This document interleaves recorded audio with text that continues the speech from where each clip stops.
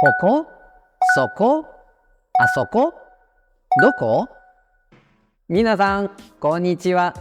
Hari ini kita mulai masuk ke materi pelajaran bab 2 ya.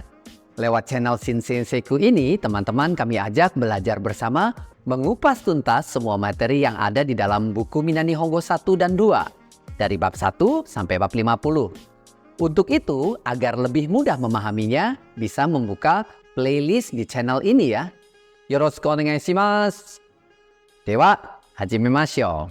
Materi kita kali ini membahas Shiji Daimeishi, kata tunjuk ketiga dalam bahasa Jepang. Untuk memahaminya, kita akan mulai lagi dari rumus kata tunjuk bahasa Jepang ya, yaitu ko, so, a, dan do. Kali ini, ko digunakan ketika pembicara menunjuk tempat atau arah yang ada di dekatnya. Jibun ni chikai. So digunakan ketika pembicara menunjuk tempat atau arah yang jauh dari dirinya tapi dekat dengan lawan bicaranya.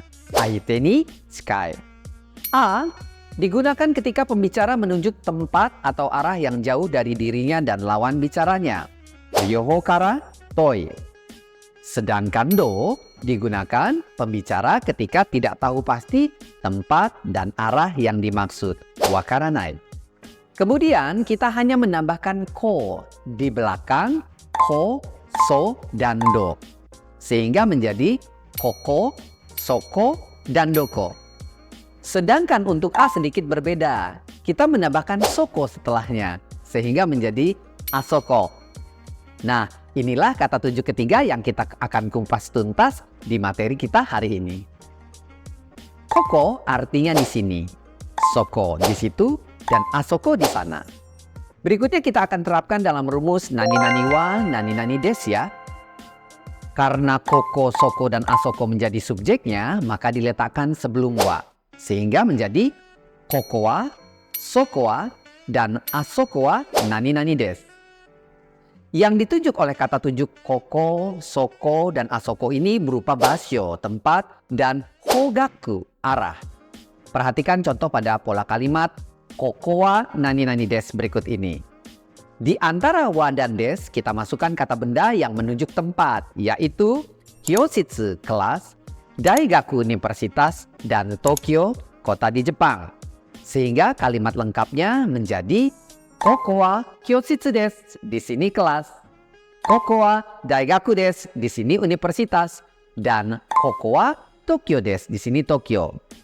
Pada contoh kata tunjuk dalam kalimat ini seolah-olah menerangkan bahwa di sini kelas. Kelas ini berada di universitas dan universitasnya ada di Tokyo. Do desu ka? Kantan desu yo ne? Jujukemashou. Kita lanjut ya.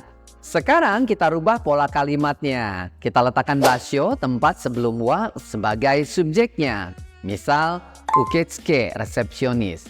Kemudian di antara wa dan des kita isi dengan kata tunjuk koko, soko, dan asoko. Sehingga kalimatnya menjadi uketsuke wa koko desu, resepsionis di sini.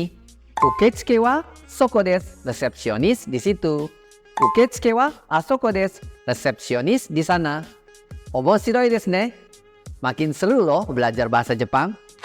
Oh ya, selain subjeknya kata benda yang menunjukkan basyo tempat, seperti contoh tadi, ternyata kita juga bisa menggunakan ninshyo daimeishi, kata ganti orang loh. Misal, Tanaka-san wa soko desu.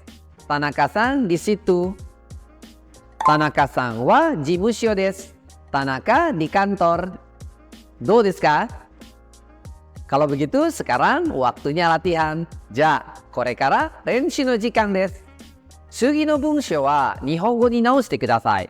Teman-teman ubah kalimat berikut ini ke dalam bahasa Jepang ya. Di sini kantin. Di situ sekolah. Di sana toilet. Ruang rapat di sini. Perpustakaan di situ. Mayumi di sana. Hiroshi di kelas.